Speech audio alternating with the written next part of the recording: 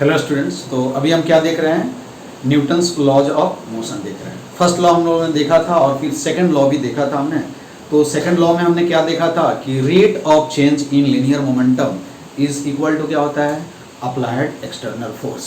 क्या होता है? Applied external force. उसी से रिलेटेड आज कुछ सम देखेंगे। क्या देखा था हमने कि rate of Newton second law of motion क्या था? सेकंड लॉज ऑफ क्या है? मोशन, या इसी को क्या बोलते हैं? Newton second law of motion, है ना? क्या बोलते हैं? Newton second laws of motion. तो इसके अकॉर्डिंगली क्या था कि net external force acting on any system, I mean क्या होगा? F external is equal to क्या था? Rate of change in linear momentum. और इसके बाद हमने देखा था कि यदि मास क्या होगा? कांस्टेंट होगा। क्या होगा? मास कांस्टेंट होगा तो ये क्या हो जाएगा? m is equal to m into क्या हो जाएगा? dv अपॉन क्या हो जाएगा? dt and this is equal to क्या होगा? Mass into acceleration.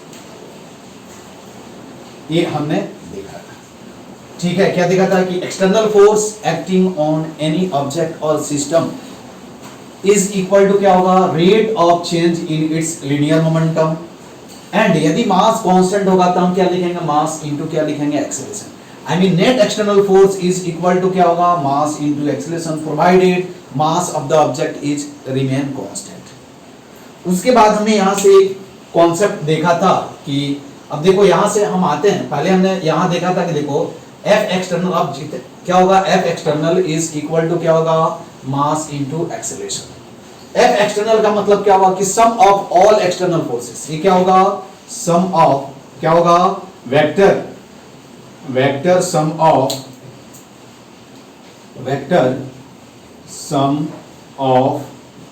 All external forces,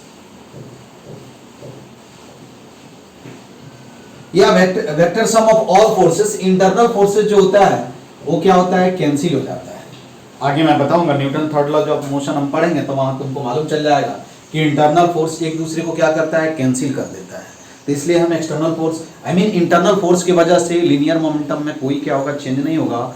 only change क्या होता है? एक्सटर्नल फोर्स के वजह से होता है। मैंने ये बताया था। अब मैंने यहां से एक और स्टेटमेंट बताया था कि क्या होगा? कि इफ क्या होगा? इफ एफ एक्सटर्नल इज क्या हो जाए? जीरो, देन क्या हो जाएगा? देन मैंने ये बताया था कि dp upon dt is equal to क्या हो जाएगा? जीरो। और ये बताया था कि p इज इक्वल टू क्या हो जाएगा? कांस्टेंट।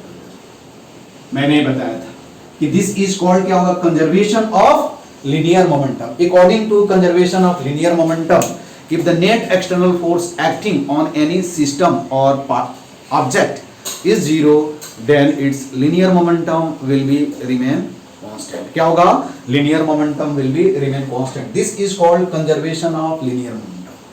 इसके बारे में बस केवल अभी हम केवल ये स्टेटमेंट जानेंगे कि कंजर्वेशन ऑफ लीनियर मोमेंटम क्या होता है। जब हम कोलिजन चैप्टर पढ़ेंगे, centre of mass and collision, तो वहां इसका एप्लीकेशन, इससे जो प्रॉब्लम बेस्ड है उसको हम देखेंगे। लेकिन एक प्रॉब्लम यहाँ पूछा जाता है कि व्हाट इज द, तुम लोग 9th क्लास में पढ़े हो, what is the required speed of the gun. क्या होगा? रिक्वायर्ड स्पीड ऑफ द क्या होगा? गन। आई मीन गन से हम बुलेट को फायर कर रहे हैं तो ऑफ कोर्स क्या होगा? देखना, गन क्या होता है? पीछे की तरफ क्या होता है? पुश होता है। आई मीन पीछे की तरफ क्या है? गन, यदि बुलेट आगे जाएगा तो गन जो होगा वो क्या होगा? पीछे की तरफ मूव करता है।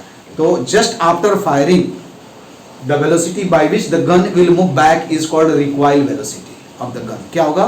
recoil velocity of the gun. तो एक important वहाँ क्या होता है? conservation of linear momentum का concept यूज करके हम उसको find out करते हैं। तो ध्यान से सुन लो फिर क्या होता है। ये statement भी शायद मैंने लिखा था कि the net external force act on any system of particles is zero, then its linear momentum will remain constant. This is called conservation of linear momentum. This is called principle of conservation of linear momentum. इसके बारे में more detail हम कहाँ पढ़ेंगे? Centre of mass chapter में, ठीक है। तो ये बात समझ में आई। तो यहाँ क्या लिख देंगे? केवल लिख देंगे कि PI इज इक्वल टू क्या होगा? PF, I mean initial momentum initial linear momentum is equal to क्या होगा, फाइनल लीनियर मोमेंटम। अब एक एग्जांपल देख लो, फिर हम इस पे आएंगे।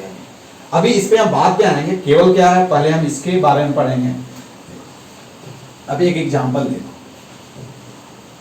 कि क्या है, calculation of required speed of क्या होगा, gun. I mean calculation of required speed of क्या होगा, गन।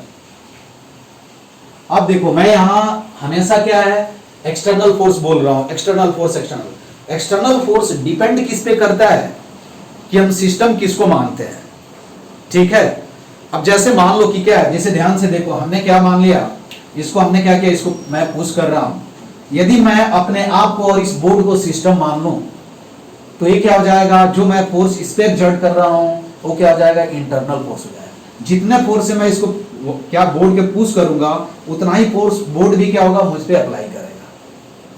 लेकिन दोनों का डायरेक्शन जो क्या हो जाएगा, मैग्नीट्यूड सेम होगा, डायरेक्शन क्या हो जाएगा, अपोजिट हो जाएगा। यदि अब मैं क्या करूं, मैं अपने आप को सिस्टम मानूं तो मैं क्या कर रहा हूं, देखो मैं पुश कर रहा हूं इस बोर्ड को, तो बोर्ड पे फोर्स अप्लाई कर रहा हूं, ठीक है। तो ये जो फोर्स होगा वो क्या होगा, एक्सटर्नल होगा। बात समझ में आई। इंटरनल एक्सटर्नल फोर्स जो होता है वो किस पे डिपेंड करता है कि हम सिस्टम क्या चीज कंसीडर करते हैं, क्या चीज को हम सिस्टम कंसीडर करते हैं। और जब हम न्यूटन थर्ड लॉ जब मोशन पढ़ेंगे उसके बाद जब हम फोर्स से रिलेटेड न्यूमेरिकल्स देखेंगे तो वहां तुमको एक्सटर्नल इंटरनल फोर्स अच्छे से समझ में आ जाएगा।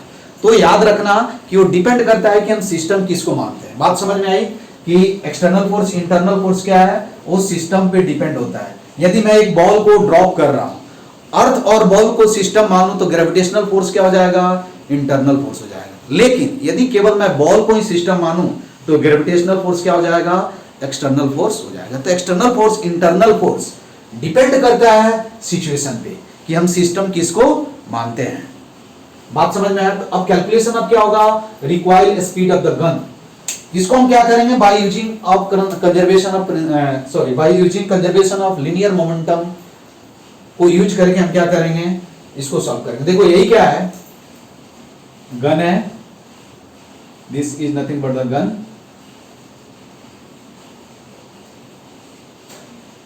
ठीक है, यही गन है। यहां जस्ट ये समझ लो कि ये गन ऐसे, ड्राइंग तो उतना अच्छा नहीं है मेरा लेकिन तुम लोग देख लो, ठीक है। यहां ऐसे कुछ होता है, ठीक है। दिस इज क्या है, यहां से देखो एक बुलेट जिसको वी वेलोसिटी से क्या है फायर किया जा रहा है। दिस इज द बुलेट, क्या है, बुलेट है। दिस इज द क्या होगा, बुलेट। इसका मास क्या होगा, एम बी होगा। मास ऑफ द बुलेट क्या होगा, एम। और इस गन का मास जो होगा, देखो जस्ट इधर फायर करोगे तो ये क्या होगा, इधर जो होगा ये किस वेलोसिटी से मूव करेगा, बैक, क्या होगा, बैक जो होगा वो क्या हो जाएगा, वी वेलोसिटी से मूव करेगा। इसी वेलोसिटी को हम क्या बोलते हैं, रिक्वायर्ड वेलोसिटी बोलते हैं। क्या बोलते हैं, रिक्वायर्ड वेलोसिटी। एम क्या है, मास ऑफ क्या है, मास ऑफ क्या है, मास ऑफ बुलेट, क्या है, मास ऑफ बुलेट। और यहां कैपिटल एम जो है क्या है, इसको हम मान लेते हैं क्या, मास ऑफ गन। क्या होगा, मास ऑफ गन। ठीक है। अब देखो यार, अब डिपेंड करता है, देखो हम क्या कंसीडर करेंगे, consider gun plus bullet as a system. देखो क्या होगा, ये बुलेट इधर जाएगा तो गन पे क्या करेगा, पीछे की तरफ फोर्स लगाएगा। तो यदि हम गन और बुलेट को अलग अलग सिस्टम माने तो ये जो फोर्स होगा इसको इंपल्सिव फोर्स बोलते हैं। आगे तुमको पढ़ना है, अभी मैं नहीं बताऊंगा। जो इस पे फोर्स लगेगा वो क्या होगा, एक्सटर्नल फोर्स हो जाएगा। बुलेट पे जो फोर्स लग रहा है, गन जब बुलेट फायर कर रहा है, आई मीन गन जब बुलेट को फायर कर रहा है उस समय इस पे जो फोर्स लग रहा है वो क्या लग रहा है, एक्सटर्नल। कब, जब बुलेट एंड गन को हम अलग अलग सिस्टम माने। लेकिन यदि अब यहां क्या है, इफ वी कंसीडर, देखो तो अब जस्ट मैं लिख रहा हूं क्या होगा, इफ क्या होगा, we consider gun plus bullet as क्या होगा, एज ए सिस्टम, देन क्या होगा, देन देखो तो दोनों को सिस्टम मान लें, इसको सिस्टम मान लें तो नेट फोर्स कुछ लग रहा है क्या यार, नहीं लग रहा है। किस डायरेक्शन में, तो अब बोलोगे नीचे सर ग्रेविटी लग रहा है, उससे मुझे कोई मतलब नहीं है। इधर कोई फोर्स लग रहा है क्या? हॉरिजॉन्टल डायरेक्शन में कोई फोर्स लग रहा है? नहीं लग रहा है। या ये भी बोल सकते हो ग्रेविटी जो होता है बहुत ही स्मॉल, मतलब वो फोर्स जो होगा इसके रिस्पेक्ट में क्या होगा, कम होगा, इसलिए कभी कभी हम क्या करते हैं उसको निगलेक्ट भी कर देते हैं। वो बाद में मैं बताऊंगा, केवल अभी ये तुम समझ जाओ जब सेंटर ऑफ मास पढ़ेंगे। तो if we consider gun plus bullet as a system, then क्या होगा, देयर इज नो, क्या होगा, नो एक्सटर्नल, अरे कोई एक्सटर्नल फोर्स लग रहा है क्या? नहीं लग रहा है। एक्सटर्नल फोर्स इज क्या होगा, एक्टिंग ऑन द क्या होगा, ऑन द क्या होगा, सिस्टम। हेंस क्या होगा, हेंस लीनियर मोमेंटम, हेंस क्या होगा, linear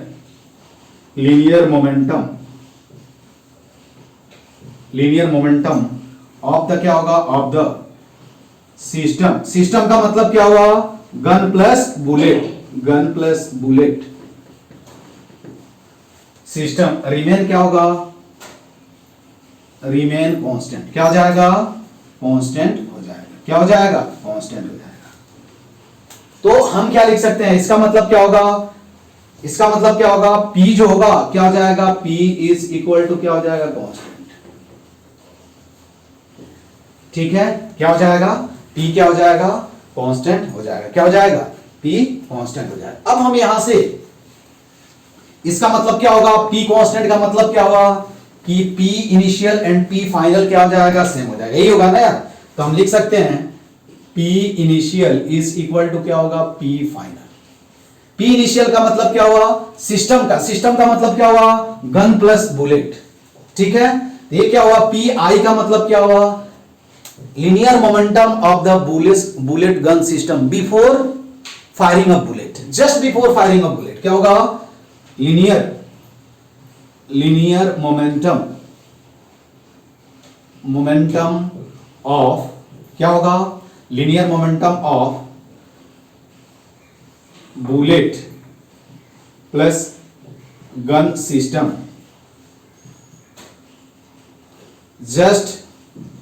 just before firing of क्या होगा, बुलेट। बात समझ में आया। उसी तरह ये क्या होगा, दिस इज क्या होगा, लीनियर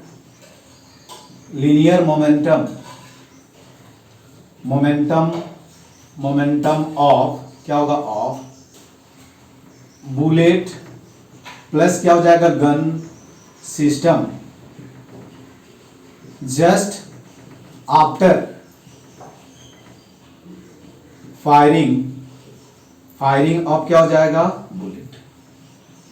अब देखो तो जब बुलेट हम नहीं फायर कर रहे हैं यार, तो गन का और बुलेट का वेलोसिटी क्या है, जीरो है क्या। तो इनिशियल मोमेंटम जस्ट बिफोर क्या होगा, firing of bullet, initial momentum क्या हो जाएगा, जीरो हो जाएगा। समझ में आया। फाइनल मोमेंटम क्या हो जाएगा यार, मोमेंटम दोनों का सम, दोनों के सम का मोमेंटम। तो हम क्या लिखेंगे, मोमेंटम ऑफ क्या हो जाएगा, मोमेंटम ऑफ क्या हो जाएगा, गन प्लस मोमेंटम ऑफ क्या हो जाएगा, मोमेंटम ऑफ बुलेट। यही होगा ना।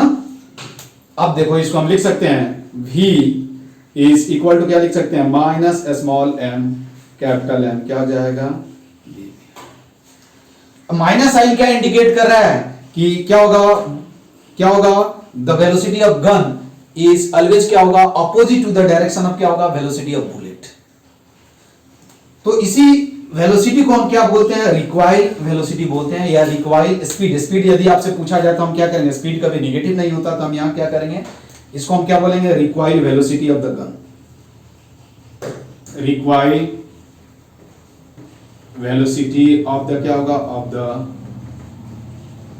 अब देखो जितना ही मास क्या होगा गन का ज्यादा होगा, उतना ही रिक्वाइल वेलोसिटी क्या हो जाएगा, कम हो जाएगा। क्या हो जाएगा, रिक्वाइल वेलोसिटी क्या हो जाएगा, कम हो जाएगा। देख रहे हो ना यहाँ कि मास की क्या है, इनवर्सली प्रोपोर्शनल है।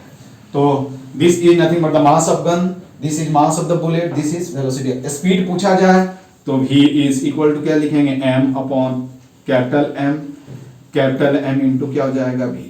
तो this is recoil speed of the क्या हो जाएगा, गन।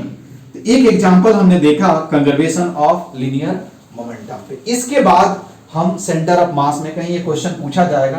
अगेन जब मैं सेंटर ऑफ मास पढ़ाऊंगा तो वहां भी एक प्रॉब्लम बताऊंगा, लेकिन अभी क्या है, हमने एक just conservation of linear momentum का स्टेटमेंट लिखा, इसलिए हमने ये क्वेश्चन देखा।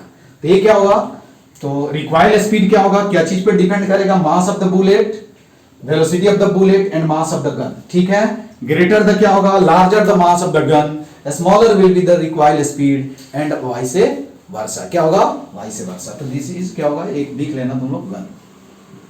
ठीक है, और this is required velocity of gun. ठीक है, तो एक न्यूमेरिकल ये था, ये इंपॉर्टेंट है, ऐसा नहीं है कि रटना है यार, बाद में तुमको सब समझ में आएगा। अभी फोर्स तुम पढ़ कहां रहे हो।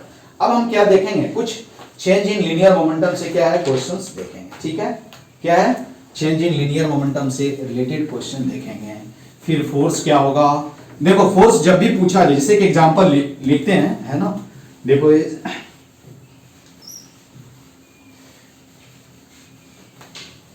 अभी थोड़ा न्यूमेरिकल्स कर ले हम इस पे कि तुमको समझ में आ जाए। अभी हम प्योर एनालिसिस पे नहीं आए हैं, केवल अभी हम लीनियर। अब देखो क्या है, यदि लीनियर मोमेंटम दिया हुआ होगा तो आपसे पूछा जाए कि फोर्स कैलकुलेट करने के लिए, तो क्या है, दो तरह से हम यदि फोर्स क्या होगा, कांस्टेंट होगा, तो हम क्या करेंगे, सिंपल डेल्टा पी अपॉन क्या लिखेंगे। तो यहां मैं एक नोट में लिख देता हूं, फिर इस पे हम न्यूमेरिकल्स देखेंगे। ठीक है, नोट में क्या होगा, फ्रॉम न्यूटन्स, क्या होगा, from Newton's second laws of क्या होगा, मोशन। देखो ध्यान से, क्या है, मोशन क्या होता है, एफ। अब एफ का मतलब ही होता है एक्सटर्नल। ठीक है, इज इक्वल टू क्या होगा, देखो क्या होगा, डीपी अपॉन क्या हो जाएगा, डी। और यदि यहां मैं लिख देता हूं कि इफ क्या हो जाए, इफ फोर्स इज क्या हो जाए, कांस्टेंट, क्या हो जाए, इफ फोर्स, इफ नोट में यहां लिख लेंगे कि क्या होगा, इफ फोर्स इज क्या हो जाए, कांस्टेंट। तो यहां हम क्या लिख सकते हैं कि F इज इक्वल टू क्या लिख सकते हैं, डेल्टा P अपॉन क्या लिखेंगे, डेल्टा D।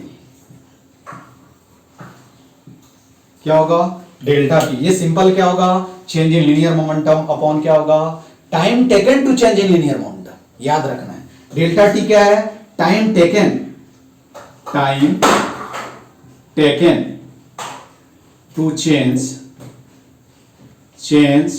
इन लीनियर मोमेंटम। ये ध्यान देना है कि जितने टाइम में लीनियर मोमेंटम क्या है, चेंज हो रहा है। तो ये क्या होगा, सिंपल, यदि फोर्स लीनियर मोमेंटम क्या है तुमको, यदि क्या दिया हुआ है, लीनियर मोमेंटम वेरिएबल दिया हुआ है, तो हम क्या करेंगे, इसको यूज करेंगे। सिंपल, आइदर ऐसे ही बोल सकते हो कि क्या होगा, इफ क्या होगा, और लीनियर मोमेंटम क्या होगा, कांस्टेंट।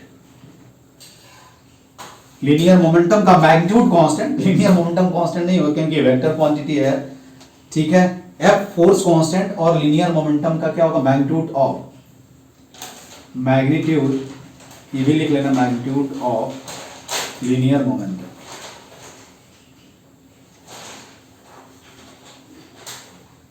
या ऐसे नहीं, लीनियर मोमेंटम ऐसे ही एक ही लिखो।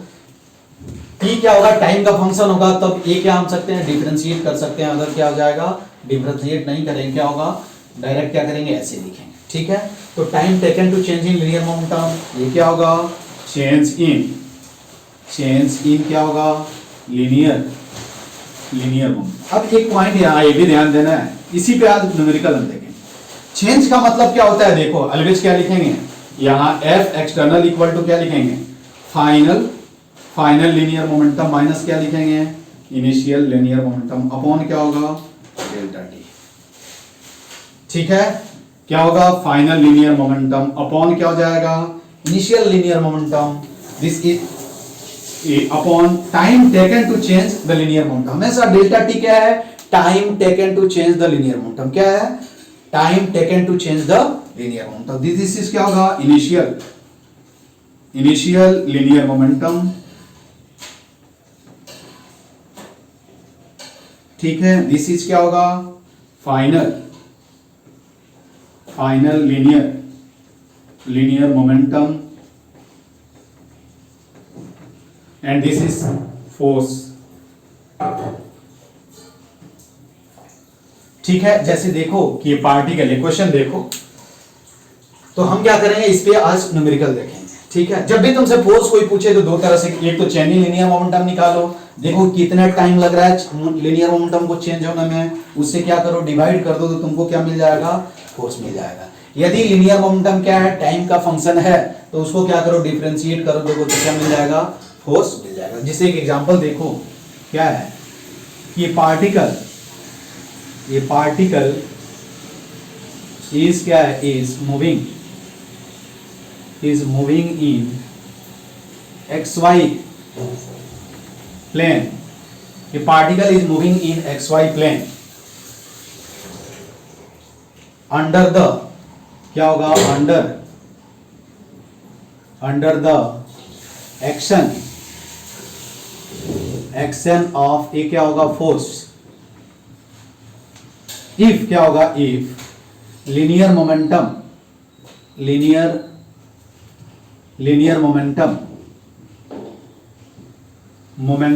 एसोसिएटेड विथ, क्या होगा, associated with particle at any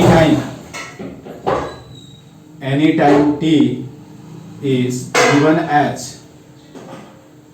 as देखो p comma t is equal to क्या, a इंटू देखो cos kx i cap minus क्या हो जाएगा, साइन, क्या हो जाएगा, साइन, या सिंपल क्या होगा, cos kx i cap minus क्या हो जाएगा, साइन के एक्स क्या हो जाएगा, J cap, where A and K are क्या है, K are constant, then angle, then क्या होगा, then angle between force and linear momentum, force and linear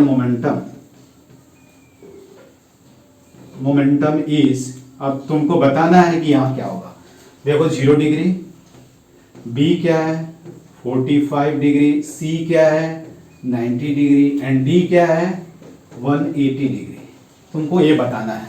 अब देखो क्या दिया हुआ है, क्वेश्चन ध्यान से पढ़ना, क्या दिया हुआ है, a particle is moving in XY plane under the action of a force, कोई फोर्स लग रहा है जिसके वजह से वो XY प्लेन में क्या है, मूव कर रहा है।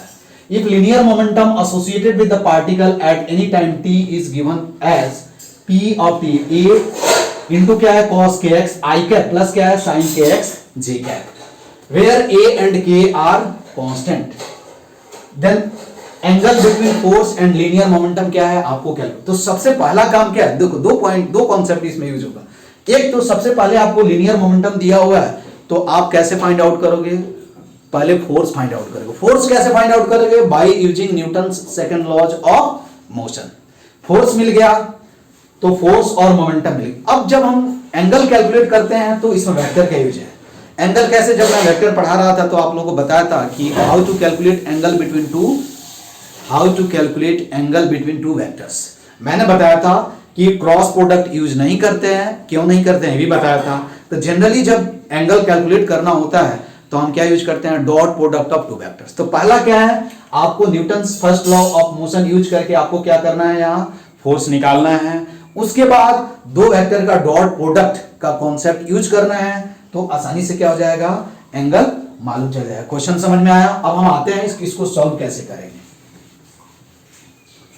इसको कैसे सॉल्व करेंगे। अब देखो कैसे सॉल्व करेंगे इसको, देखो ध्यान से। तो हम क्या लिखेंगे, from Newton second laws of motion, F is equal to क्या होगा, dp अपॉन क्या हो जाएगा, dt। अब तुमको क्या होना चाहिए, डिफरेंशिएशन आना चाहिए यार। कॉस का डिफरेंशिएशन क्या होता है, माइनस साइन, और जिसके रिस्पेक्ट में हम डिफरेंशिएट करते हैं उसके यहां, सॉरी यहां t लिख लेना, गलत लिख दिया, सॉरी यहां t होगा, x नहीं होगा, ठीक है। तो यहां क्या हो जाएगा, देखो d ऑफ क्या होगा, a, ठीक है, cos kt i cap plus क्या हो जाएगा, a sin kt क्या हो जाएगा, j कैप dt। अब ये तो कांस्टेंट है यार, तो हम क्या करेंगे, उसको बाहर लेंगे, तो क्या लिख सकते हैं, डी ऑफ कॉस के T D T I cap, ठीक है, प्लस क्या हो जाएगा, डी ऑफ, ये क्या हो जाएगा, डी ऑफ साइन के टी डी टी क्या हो जाएगा, जे कैप। इसको देखो, कॉस का क्या होता है, माइनस साइन होता है, और किसके रिस्पेक्ट में डिफरेंशिएट कर रहे हैं, टी के, तो टी के कोएफिशिएंट से हम क्या करते हैं, मल्टीप्लाई करते हैं, तो ये कितना हो जाएगा, देखो माइनस ए के साइन क्या हो जाएगा, के टी आई कैप, ये कितना हो जाएगा, देखो प्लस ए के कॉस क्या हो जाएगा, कॉस के टी क्या हो जाएगा, जे कैप। बात समझ में आया, ये तुमको क्या मिल जाएगा, फोर्स मिल गया। लीनियर मोमेंटम मालूम ही है। अब देखो, सबसे पहले क्या करो तुम, डॉट प्रोडक्ट देख लो कि डॉट प्रोडक्ट क्या, दोनों का डॉट प्रोडक्ट निकालो, तो देखो तो क्या लिखेंगे, पी डॉट क्या होगा, एफ, पी डॉट एफ लिखोगे तो कितना आएगा, देखो ध्यान से, तो यहां हम लिख सकते हैं, क्या लिख सकते हैं, ए, देखो ये दो ए स्क्वायर के कॉमन ले लिया यार, ये बात समझ में आया। देखो यहां भी ए है और यहां क्या है, दोनों में ए के है, तो हमने डायरेक्ट लिख दिया, यहां क्या लिखेंगे, कॉस के टी आई कैप प्लस क्या हो जाएगा, साइन के टी जे कैप डॉट क्या लिखेंगे, माइनस साइन के टी आई कैप प्लस क्या हो जाएगा, कॉस के टी क्या हो जाएगा, जे कैप। दो वेक्टर का डॉट प्रोडक्ट जीरो हो जाए तो कुछ करने की जरूरत ही नहीं है, डायरेक्ट हम बोलेंगे कि एंगल कितना होगा, 90 डिग्री। इसलिए जब भी एंगल पूछा जाए तो पहले डॉट प्रोडक्ट कैलकुलेट कर लो। मैग्नीट्यूड तो तुम कैलकुलेट कर ही सकते हो, देखो इसका मैग्नीट्यूड क्या हो जाएगा, ए के हो जाएगा, इसका मैग्नीट्यूड क्या हो जाएगा, ये हो जाएगा, ये तुमको आता है। अब हम क्या करेंगे, देखो ध्यान से, ए स्क्वायर के, अब ये तो तुमको मालूम है, ये कितना हो जाएगा, देखो माइनस कॉस के टी साइन के टी प्लस क्या हो जाएगा, साइन के टी कॉस क्या हो जाएगा, के टी। अब ये तो यार जीरो हो गया, ठीक है, तो P डॉट क्या हो जाएगा, F इज इक्वल टू क्या हो गया, जीरो हो गया। इसका मतलब क्या हुआ, दो वेक्टर का डॉट प्रोडक्ट जीरो हो गया, तो उससे क्या मालूम चला कि दोनों वेक्टर क्या होंगे, म्यूचुअली परपेंडिकुलर होंगे। तुमको याद है ना, देखो यहां से यहां हम लिख सकते हैं P इज परपेंडिकुलर टू क्या होगा, F। ऐसा क्यों, देखो यहां मैं बता देता हूं कि F या P डॉट क्या होगा, P dot F is equal to क्या होगा, P का मैग्नीट्यूड इनटू क्या होगा, F का मैग्नीट्यूड इनटू cos थीटा। अब देखो ये जीरो हो गया यार, ये तो जीरो नहीं हो सकता, तो cos थीटा को क्या होना पड़ेगा, जीरो होना पड़ेगा, इसलिए थीटा को क्या होना पड़ेगा, 90 डिग्री होना। तो यहां से क्या मालूम चला कि फोर्स एंड लीनियर मोमेंटम के बीच जो एंगल है वो कितना है, 90 डिग्री है, तो इसलिए ऑप्शन कौन सा होगा, करेक्ट, सी ऑप्शन होगा। अब हम एक दूसरा न्यूमेरिकल्स देखते हैं इससे, ठीक है, देखो क्या है।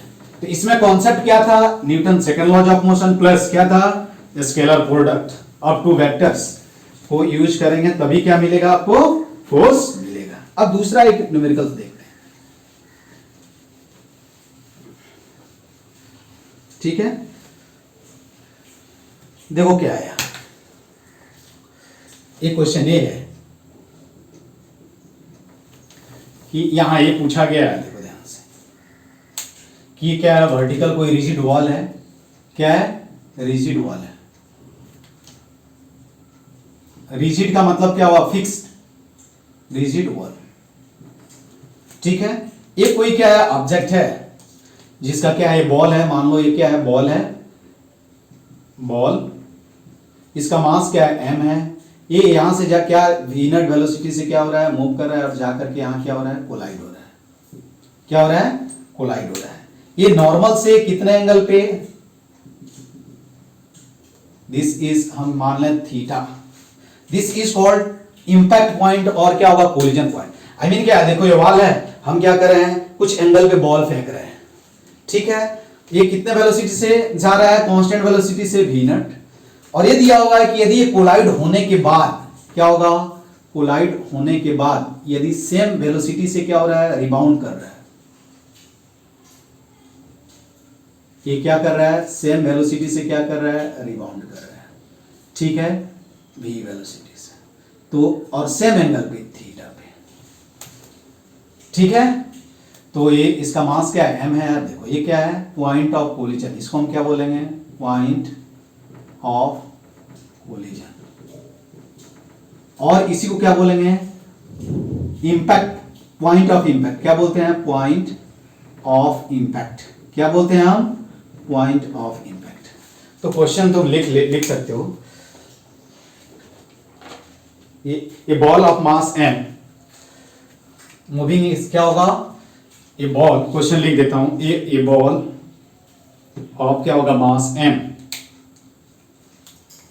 ए ball of mass m moving with constant velocity v naught, moving with constant velocity v naught, collides with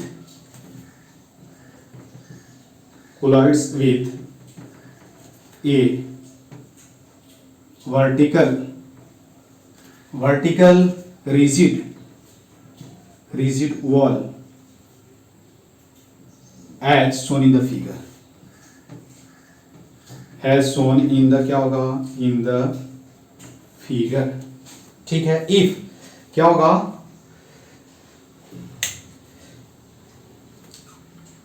क्या है? if दिखाया गया, समझ में आया ना? if ball remain in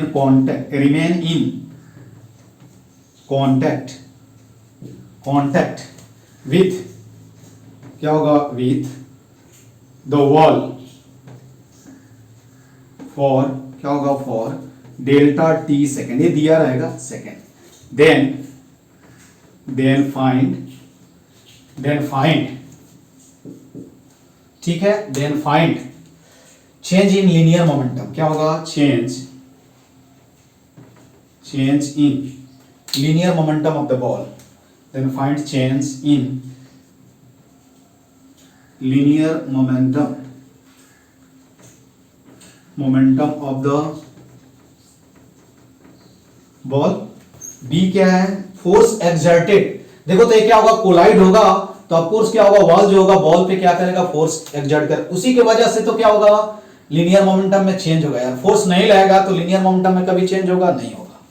ठीक है। Change in linear momentum of the ball, force exerted on ball due to, क्या होगा? due to wall during collision।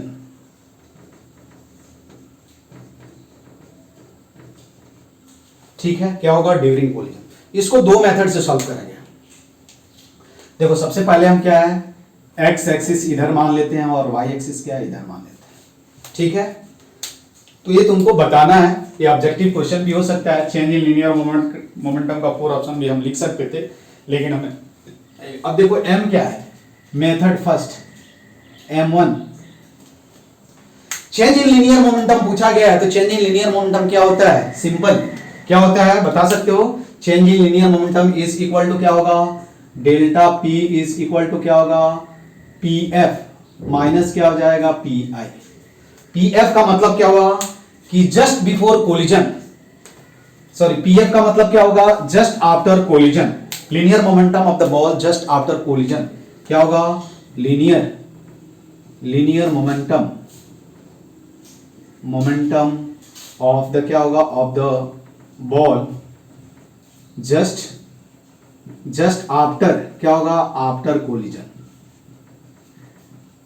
और this is nothing but the, क्या होगा? लीनियर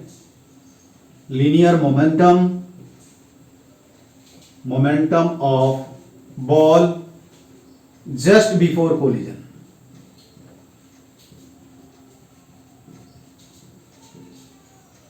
ठीक है। क्या हो जाएगा? Just before collision. क्या होगा? Just before collision.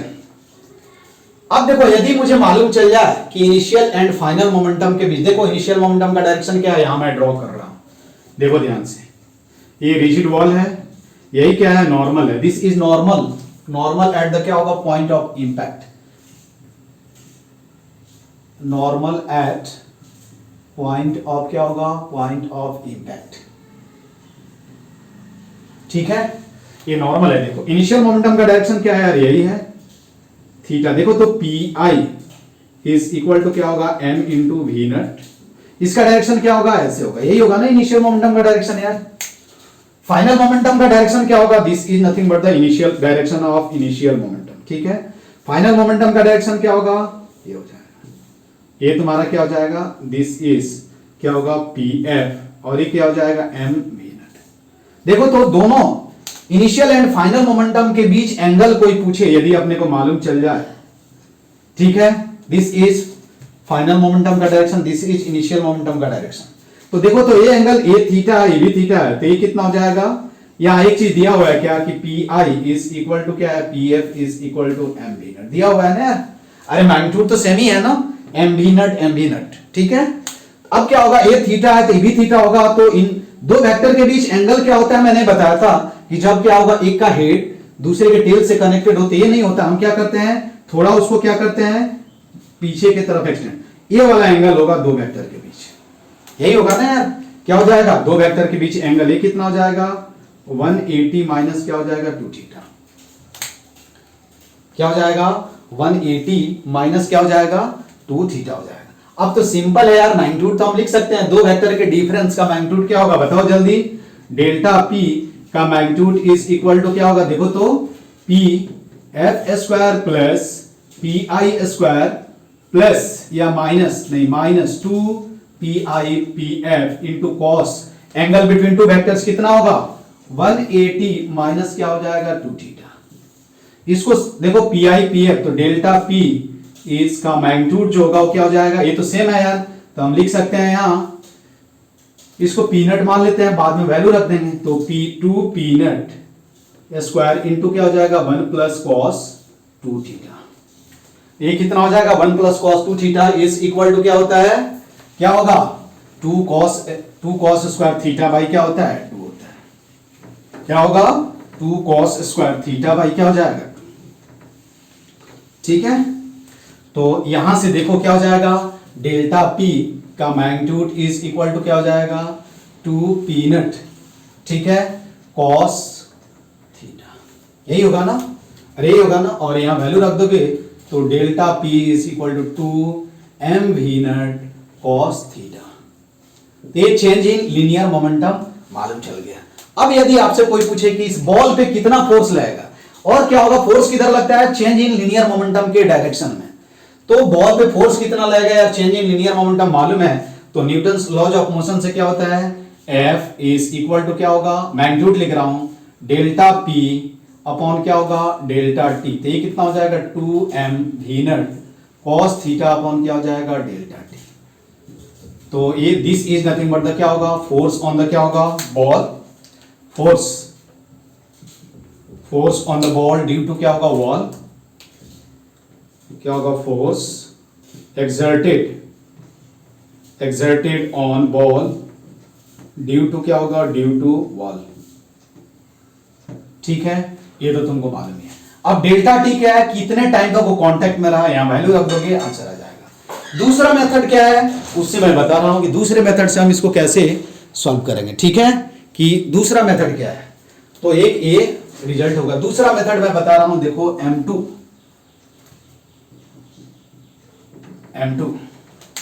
हम क्यों नहीं इसको वेक्टर फॉर्म में लिखें, इनिशियल मोमेंटम को और फाइनल मोमेंटम को। देखो यही क्या है, कोलिजन हो रहा है, ये रिजिड वॉल है, ठीक है, this is nothing but the क्या हुआ, this is normal at the point of impact and this is क्या होगा direction of linear momentum.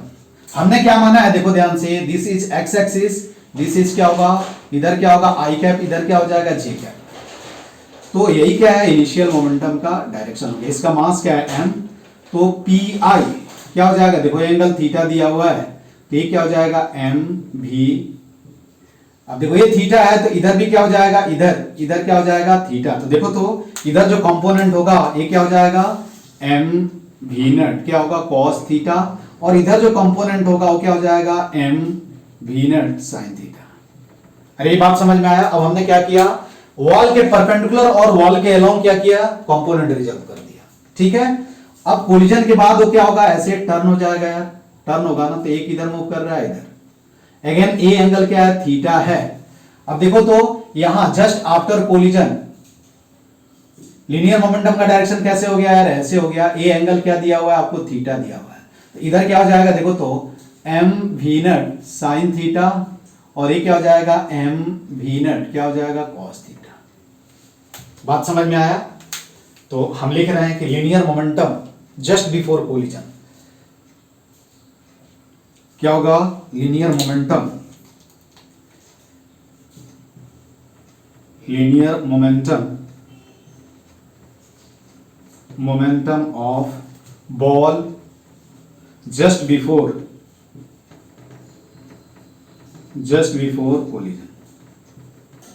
Collision. इसको हम क्या लिखेंगे यार, P I is equal to क्या हो जाएगा, देखो कंपोनेंट का टर्म है, इधर ये क्या लिखेंगे M V naught cos theta I cap plus M V naught sine theta क्या हो जाएगा जे कैप। उसी तरह क्या लिखेंगे, देखो वाई कंपोनेंट चेंज नहीं हो रहा है, देख रहे हो ना, इधर भी M V naught sine theta और इधर भी क्या है M V naught sine theta. ये प्रोजेक्टाइल मोशन के केस में बताया था, when the projectile is collide with the क्या होगा वर्टिकल वॉल, उस केस में बताया था। देखो तो यहां क्या होगा, लीनियर मोमेंटम जस्ट आफ्टर क्या होगा, momentum of ball just after collision. इसको हम क्या लिखेंगे, देखो P F is equal to क्या होगा, देखो क्या हो जाएगा minus M V naught cos theta I cap. अरे एक्स कंपोनेंट किधर है, इधर है, इधर पॉजिटिव है, और वाई कंपोनेंट तो सेम रहेगा, देखो तो M V naught cos sine theta क्या हो जाएगा जे कैप। अब देखो इनिशियल मोमेंटम फाइनल मोमेंटम हमने क्या किया, वेक्टर के फॉर्म में लिखे। यहां एक पॉइंट याद रखना है कि क्या होगा, ये नोट में मैंने बताया था, देखो यहां वॉल को क्या कंसीडर किया गया है, स्मूथ कंसीडर किया गया है, ठीक है, क्या है स्मूथ कंसीडर किया गया है। अब क्या लिखेंगे, चेंज इन लीनियर मोमेंटम कितना होगा बता सकते हो, अब तो तुम खुद भी बता सकते हो। फाइनल लीनियर मोमेंटम माइनस क्या होगा इनिशियल, तो पी एफ माइनस क्या हो जाएगा पी आई, क्या हो गया P F minus P I. Value रखो यहां, तो ये कितना हो जाएगा M V naught cos theta I cap plus M V naught sine theta क्या हो जाएगा, सॉरी माइनस से दिया, माइनस साइन थीटा क्या हो जाएगा J cap minus M V naught cos theta I cap plus sorry minus M V naught क्या होगा साइन थीटा क्या हो जाएगा जे कैप। देखो ये कैंसिल हो जाएगा, तो delta P is equal to क्या होगा minus two M V naught cos theta क्या हो जाएगा आई कैप। समझ में आया? अब देखो ये क्या है, निगेटिव एक्स एक्सिस के along change in linear momentum है ना, यहां क्या हो रहा है। अब देखो क्या होगा, नोट में एक चीज लिखना है कि जब कोलिजन होता है तो क्या होता है, वॉल के पैरेलल जो लीनियर मोमेंटम होगा वो क्या हो जाएगा कांस्टेंट होगा इस केस में। कब, जब सेम एंगल पे और सेम वेलोसिटी से क्या हो रहा है रिबाउंड कर रहा है, तो क्या हो जाएगा कांस्टेंट हो जाएगा, और परपेंडिकुलर कंपोनेंट क्या हो जाएगा चेंज हो जाएगा, रिवर्स हो जाएगा। क्या हो रहा है, रिवर्स हो रहा है। तो this is nothing but the क्या होगा चेंज इन लीनियर मोमेंटम।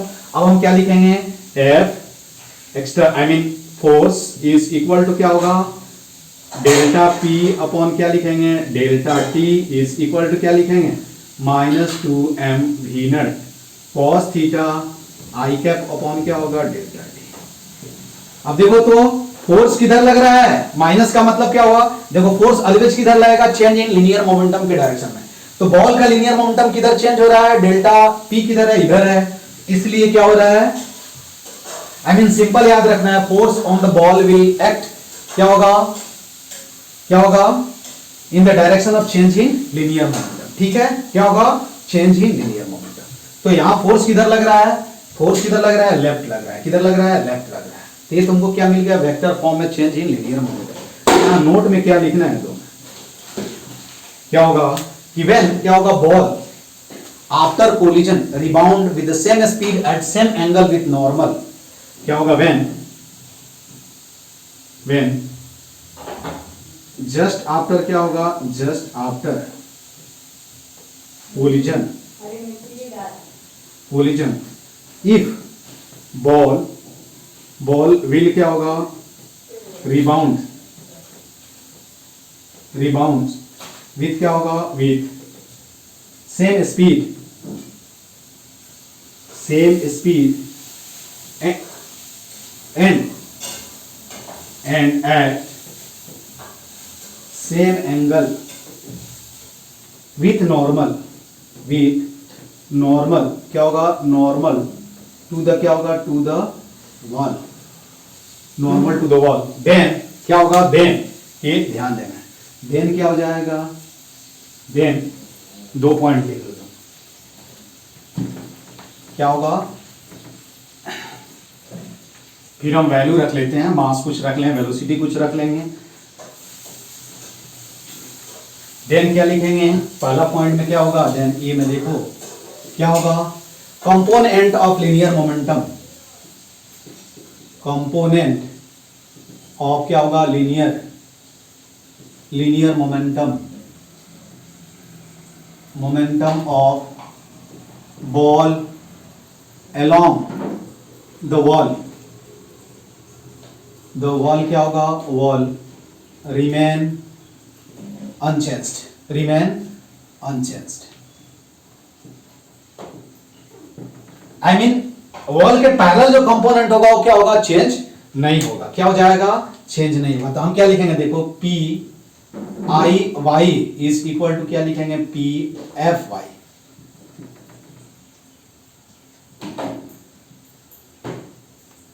ठीक है, पहला पॉइंट। बी में क्या है कि component of linear momentum perpendicular to the क्या होगा, wall will get reverse, component, component of क्या होगा, linear, linear momentum,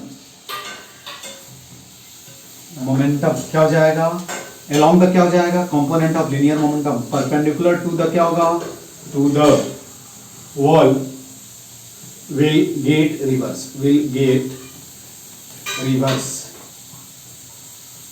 that is क्या होगा, that is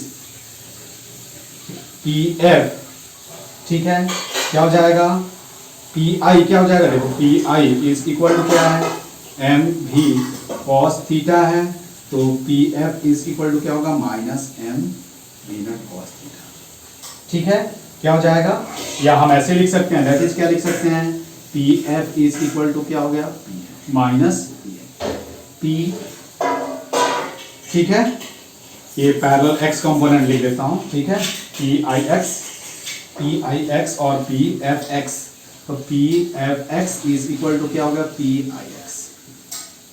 तो यहां से केवल तुमसे पूछा जाए कि डेल्टा पी लिख दो, तो डायरेक्ट क्या करेंगे, ये लिख देंगे, ये कितना हो जाएगा, माइनस टू इंटू क्या होगा, पी 2p xi, यही 2 पॉइंट क्या करना है, याद रखना है। अब यदि क्या होगा, कुछ वैल्यू दिया रहा है, मान लो कि थीटा इज इक्वल टू क्या दिया हुआ है,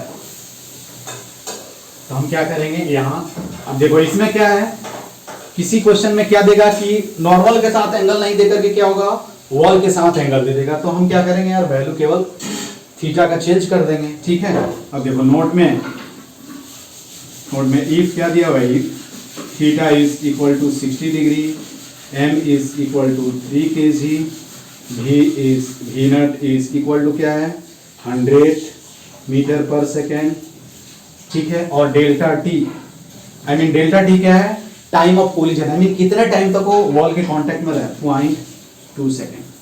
तो आपसे पूछा जाए देन क्या हो जाएगा, then f is equal to क्या हो जाएगा, देखो f इज इक्वल टू, यदि वेक्टर फॉर्म में लिखोगे तो क्या दिया हुआ है, -2m v naught cos theta I cap upon क्या हो जाएगा, डेल्टा।